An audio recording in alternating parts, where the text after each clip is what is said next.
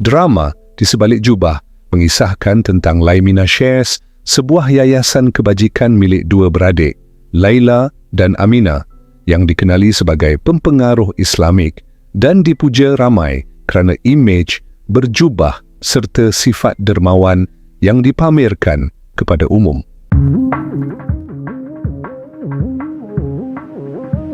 Amina sering menyampaikan ceramah berkaitan kepentingan memberi dan membantu golongan tidak mampu. Setiap kali selesai perkongsian, Amina akan berpesan kepada pendengar supaya sentiasa memberi dan tidak berkira dalam bersedekah. Namun setiap kali sesi perkongsian dibuat, alat pendengar dipasang dan segala ucapan telah dirancang, menunjukkan bahawa perkongsian tersebut bukan lahir sepenuhnya dari hati yang ikhlas. Laila dan Amina menerima anugerah penghargaan atas jasa membantu masyarakat. Puan Aisyah menjadi orang tengah yang memperkenalkan mereka kepada para dermawan.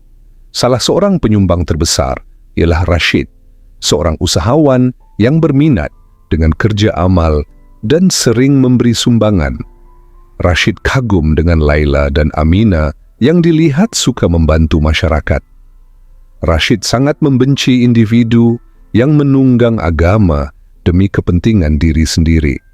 Selepas menjual syarikatnya dengan nilai 400 juta, Rashid berniat menggunakan wang tersebut untuk membantu masyarakat kerana percaya harta tidak boleh dibawa mati dan dirinya bukan berasal daripada keluarga senang. Rashid memilih Laimina Shares kerana percaya yayasan itu telus dan berbeza daripada yayasan kebajikan lain yang dianggap sebagai penipuan. Laimina Shares menggunakan pelbagai cara untuk mendapatkan sokongan masyarakat. Mereka meminta tanda tangan penerima bantuan sebagai bukti kononnya bantuan telah diberikan. Mereka juga kerap membuat siaran langsung dengan menggunakan ayat yang menyentuh hati dan wajah sedih untuk meraih simpati serta mendapatkan dana. Mereka sangat bijak menggunakan media sosial untuk menarik ramai penderma. Laimina Shares melaksanakan kempen kutip derma untuk bantu mangsa kemalangan iaitu kempen Ibu Zah atas permintaan Encik Amir. Sumbangan yang dikutip tidak diberikan sepenuhnya. Sebanyak 30% dikenakan sebagai kos pentadbiran. Daripada 450,000 yang dikutip, hanya 315,000 diserahkan. Mereka masih gunakan wajah sedih depan Encik Amir dan guna alasan semua sudah tertulis dalam perjanjian. Di belakang kamera, Laila dan Amina bersikap berbeza dan boleh berjoget serta berseronok. Rashid mendapat maklumat tentang caj 30% tersebut dan mula mencari maklumat lanjut. Rashid meminta pandangan seorang ustaz tentang yuran pengurusan tersebut dan dimaklumkan bahawa tindakan itu haram. Rashid mengarahkan pembantu pribadinya untuk siasat latar belakang keluarga Amina dan Laila dan projek-projek lama Laimina Shares. Dalam masa yang sama, Amina mempamerkan barangan mewah yang dibeli selepas kempen derma. Laila menegur Amina, bimbang persepsi masyarakat akan berubah. Rupanya, sewaktu kanak-kanak, Laila dan Amina pernah meminta makanan dengan menggunakan ayat menyedihkan untuk meraih simpati. Laila menerapkan pengalaman semasa kecil mencari wang berasaskan simpati orang lain. Staf Laimina Shares mula menyedari terdapat transaksi kewangan yang tidak direkodkan. Setiap kali rahsia hampir terbongkar, Laila memastikan pekerja dipecat atau berhenti sendiri sehingga pejabat menjadi kosong. Laila serabut dengan rancangan kerjasama bersama Rashid yang dianggap terlalu banyak permintaan, perlu menyediakan banyak dokumen berkaitan audit projek lampau. Rashid turut menyiasat projek masjid yang selama 3 tahun mengutip dana sebanyak 800,000. Namun projek tersebut sebenarnya tidak wujud. Apabila Rashid pergi sendiri ke kampung untuk melihat tapak masjid, penduduk kampung memaklumkan bahawa tiada projek masjid dibina. Dalam masa yang sama, Encik Amir memviralkan kes dana kempen Ibu Zah yang tidak disalurkan sepenuhnya. Pembantu peribadi Rashid menyerahkan maklumat latar belakang Laila dan Aminah kepada Rashid, menyebabkan Rashid semakin ragu walaupun masih belum mempunyai bukti kukuh. Rashid mengetahui latar belakang keluarga Laila dan Aminah. Hasan, ayah kepada Laila dan Aminah, merupakan tokoh agama dan ustaz yang dihormati di kampung, tetapi di rumah bersikap pemarah dan kejam serta pernah memukul isteri di hadapan anak-anak. Hasan melarikan diri selepas kalah judi dan menceraikan Raziah.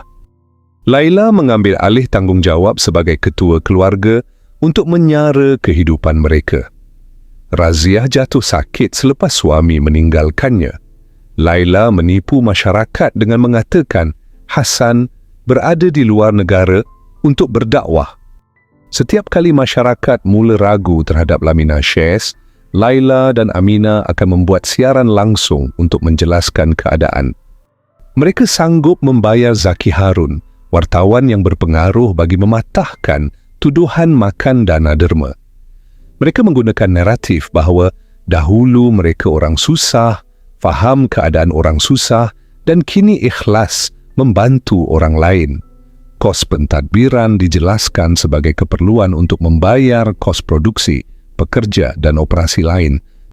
Masyarakat dan netizen kembali percaya dengan penjelasan tersebut. Laila sangat mementingkan persepsi masyarakat selari dengan pendirian ayahnya yang menekankan kepentingan imej. Kemunculan individu menggunakan nama samaran sebagai suara gelap menjadi ancaman apabila cuba untuk membongkar perbuatan buruk Laminah Shares. Desas-desus negatif berkaitan Laminah Shares menyebabkan Rashid mengemukakan pelbagai soalan dan memerlukan dokumen. Laila menjawab setiap persoalan dengan terperinci menerusi alat yang dipasang di telinga Aminah. Aminah hanya mengikut arahan Laila, termasuk dalam isu masjid yang kononnya mereka ditipu kontraktor. Rashid merasakan jawapan itu logik, tetapi tetap merasakan ada sesuatu yang tidak kena kerana semuanya kelihatan terlalu sempurna. Penyelewengan semakin jelas apabila program bantuan sekolah yang menerima derma 800,000 hanya menyalurkan 100,000, manakala baki digunakan untuk mengubah suai rumah.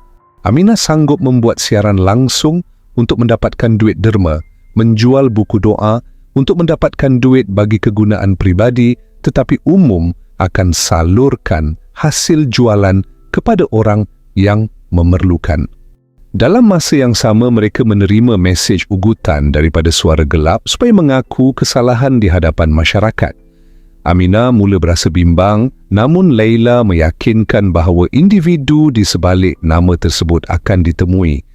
Aminah berasa bersalah terhadap Hajah Shikin dan menyerahkan 100,000 untuk membeli keperluan anak-anak sekolah. Tetapi setiap kali rasa bersalah timbul, Laila menguatkan semangat Aminah supaya mengikut rancangan yang telah disusun. Laila meminta bantuan rakan kongsi bernama Alex untuk mencari identiti suara gelap. Yayasan Laminah Shares menjadi medium kepada Alex untuk mencuci duit haram bagi mendapatkan wang bersih. Aminah menerima panggilan daripada nombor tidak dikenali yang menuntut pengakuan terbuka tentang perbuatan mempergunakan agama untuk mendapatkan wang jika tidak semua bukti akan didedahkan. Suara gelap menghantar pautan laman web berkaitan Laminah Shares kepada Rashid. Individu di sebalik identiti tersebut muncul di hadapan rumah Rashid.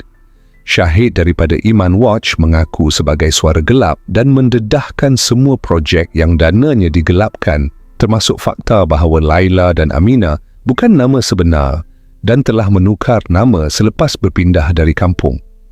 Laila dikenal pasti sebagai perancang utama dan wang sumbangan dipindahkan ke akaun luar negara.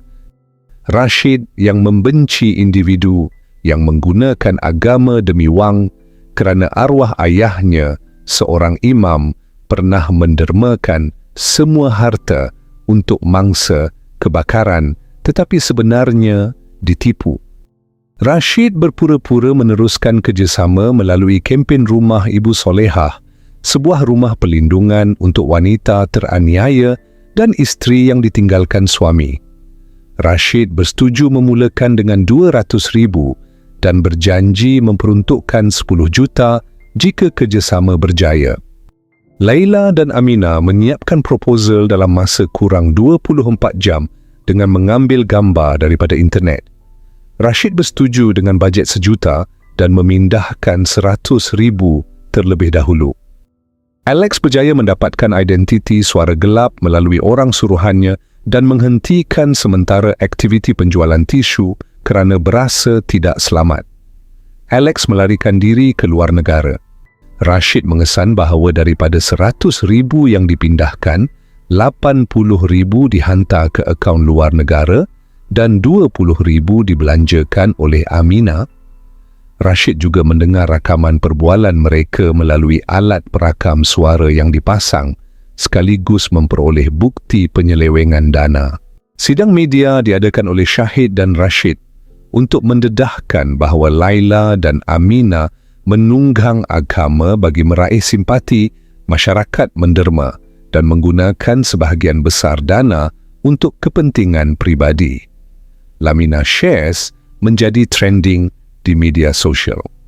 Laila dan Amina tertekan dan cuba menggunakan siaran langsung untuk membersihkan nama, tetapi mereka dikejar wartawan dan gagal memasuki pejabat. Anugerah, penaja dan jenama menarik diri.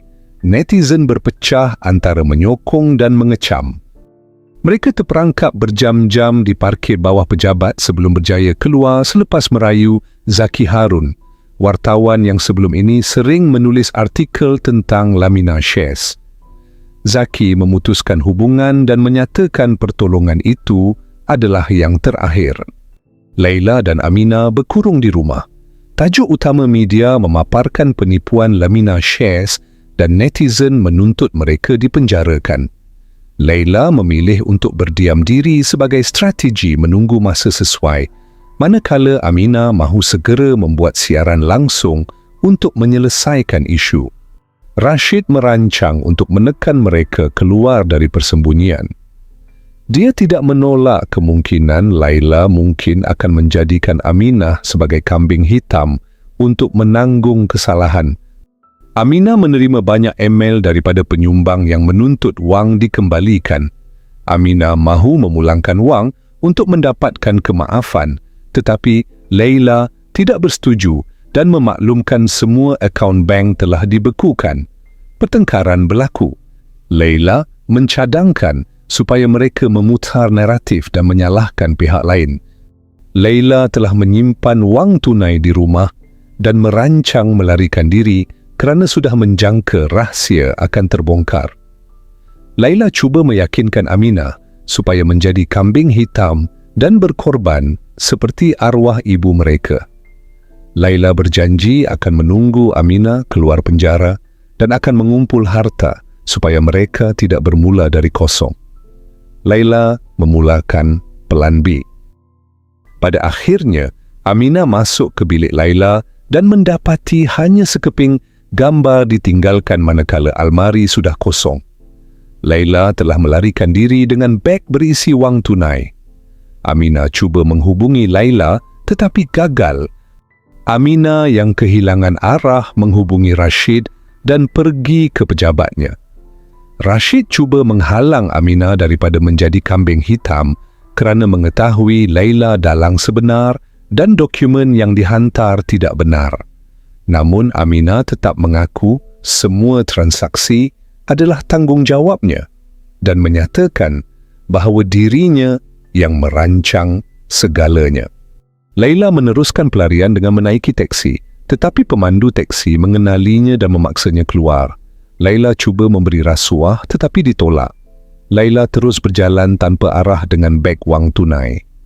Dalam masa yang sama, Amina mengadakan sidang media bersama Rashid dan mengaku bahawa nama serta kisah hidup yang dikongsikan sebelum ini hanyalah rekaan. Amina memohon maaf kepada masyarakat dan mengaku bertanggungjawab terhadap semua transaksi dalam Lamina Shares. Aminah akan diserahkan kepada pihak berkuasa selepas sidang media, manakala Laila masih dalam pelarian sambil menyaksikan pengakuan Aminah di televisyen sebuah kedai makan, menutup kisah tentang penipuan yang berselindung di sebalik jubah dan imej agama.